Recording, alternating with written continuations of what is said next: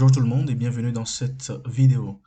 Nous allons ici parler d'études de fonctions et j'aimerais vous présenter quelques étapes qui reviennent souvent lorsqu'on étudie une fonction. Donc la vidéo s'intitule Étapes d'étude de fonctions. Bien, les étapes, il y en a pas mal et souvent dans les sujets d'études de fonctions, eh bien l'on vous guide étape par étape, c'est-à-dire trouver l'ensemble de définitions, calculer les limites, la dérivée, les variations de la fonction, le tableau de variation, la courbe, ainsi de suite. Mais lorsque l'énoncé ne vous guide pas suffisamment, il vous faut passer par certaines étapes afin d'aboutir au tableau de variation et au tracé de la courbe. Et donc, l'étape numéro 1 classique, c'est quoi? C'est de déterminer le domaine de définition de la fonction. Donc, domaine de définition ou ensemble de définition, c'est une compétence vue déjà à partir de la classe de seconde, hein. On en parle un petit peu, voilà, en première également, et vous allez l'approfondir en terminale. Donc ici, il s'agit de déterminer l'ensemble des valeurs sur lesquelles est définie la fonction, c'est-à-dire que la fonction peut être calculée, peut être représentée.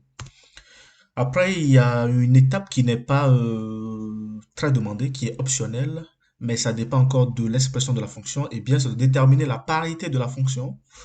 Et lorsqu'on vous demande dans l'énoncé de déterminer cette parité, souvent l'énoncé fait quoi? Euh, à- exige en fait de déterminer un domaine d'étude d'après cette parité-là. Donc la parité d'une fonction, c'est de voir si la fonction est la même que ces valeurs sur lesquelles elle est définie sont positives ou négatives. Une fois que la parité est déterminée, ben, on peut réduire le domaine de définition à un domaine un peu plus court et qui va nous faciliter le reste de l'étude de la fonction. Donc, c'est une étape qui est optionnelle, je rappelle. Ensuite, troisième étape, il s'agit là de calculer les limites de la fonction aux bornes de son domaine de définition. Ces calculs de limites nous permettent également de déterminer les asymptotes de la fonction et donc c'est un calcul qui est nécessaire. Non seulement on va utiliser ces calculs de limites dans le tableau de variation, mais également avec ces calculs de limites, en fait, voir si la fonction ou bien la courbe de la fonction admet des asymptotes à plus ou moins l'infini ou verticales à une valeur donnée. Comme je le disais, eh bien, ces calculs de limite nous permettent de déterminer déjà les asymptotes de la fonction. Donc, l'étape qui suit, c'est de déduire les asymptotes de la courbe de la fonction, s'il en existe. Parce qu'évidemment, il y a des courbes qui n'ont pas besoin d'asymptotes évidentes. Après, il faut bien évidemment calculer quoi? La dérivée de la fonction, parce que pour étudier la fonction, il nous faut sa dérivée, les valeurs dans lesquelles la dérivée s'annule, et puis le signe de la dérivée. Donc, l'étape numéro 5, c'est quoi? C'est de calculer la dérivée de la fonction. Une fois que la dérivée elle est calculée, il faut déterminer les valeurs qui annulent cette dérivée. Pour cela, il faut poser l'expression de la dérivée égale à 0 et résoudre l'équation dérivée de la fonction égale à 0. Une fois qu'on détermine les valeurs qui annulent la dérivée de la fonction, il faut maintenant étudier le signe de la dérivée de la fonction. C'est avec le signe de la dérivée de la fonction qu'on peut conclure sur les variations de la fonction. Lorsque la dérivée a un signe positif sur un intervalle donné, et bien sur cet intervalle, la fonction est croissante.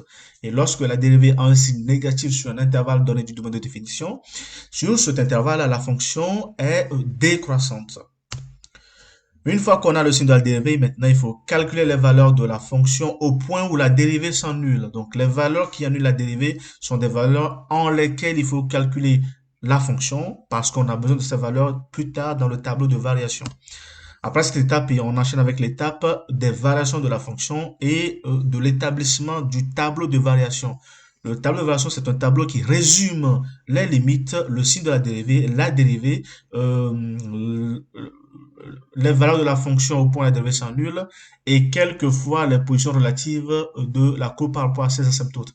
Donc c'est un tableau qui est assez complet et qui nous dit comment est-ce que la fonction varie et qui également nous facilite la représentation de la fonction dans un graphique. Dans ce tableau, on peut également observer les extrémums de la fonction, notamment les maximums et les minimums. Il faut maintenant étudier les positions relatives de la courbe de la fonction par rapport à ses asymptotes. C'est une étude qui est nécessaire lorsque l'on veut tracer la courbe de la fonction. Et pour ce faire, on passe par l'étude du signe de la fonction moins l'équation de l'asymptote en question. Et en fonction du signe de cette expression, on peut déterminer quoi? Eh bien, la position de la courbe par rapport à ses asymptotes. Je vais mettre un lien vers une vidéo d'étude de fonction où vous verrez un petit peu comment est-ce que l'ensemble de ces étapes-là est traité plus tôt. Après ça, il faut calculer la dérivée seconde de la fonction pour déterminer d'éventuels points d'inflexion. Les points d'inflexion, c'est les points où la fonction change complètement de sens de variation. Et souvent, en fait, au point d'inflexion, qu'est-ce qu'on a? Eh ben, on a deux asymptotes qui se rejoignent. Une asymptote où la fonction en fait avait un sens de variation donné et l'autre asymptote où bien, et ben en fait, l'autre asymptote où le sens change. Ce calcul-là n'est pas souvent demandé pour la plupart des fonctions, mais bon voilà, ça reste un calcul que l'on peut faire pour mieux tracer la courbe de la fonction. Vous l'aurez compris, la finalité de l'étude d'une fonction, c'est de tracer sa courbe et de voir un petit peu comment se comporte cette fonction. J'ai mis en rouge les étapes qui sont optionnelles et qui, pour la plupart des cas, sont demandées expressément par les énoncés de sujet. Enfin, le but, au fait, c'est non seulement de tracer la courbe, mais d'abord d'avoir le tableau de variation et ensuite de tracer la courbe. C'est donc les deux parties principales nécessaires ou bien demandées dans l'étude d'une fonction. Mais pour avoir le tableau de variation, eh bien, il faut déjà passer par les étapes précédentes. Et pour avoir la courbe, il faut passer par le tableau de variation. Merci d'avoir suivi cette vidéo. Je vous invite à suivre régulièrement ma chaîne parce que je publie au moins une vidéo chaque semaine. Je vous invite à liker cette vidéo. Je vous invite à la commenter avec vos questions, vos remarques et vos interrogations. Je vous invite également à vous abonner à ma chaîne et vous y trouverez l'ensemble des vidéos que je crée pour des objectifs différents. À bientôt.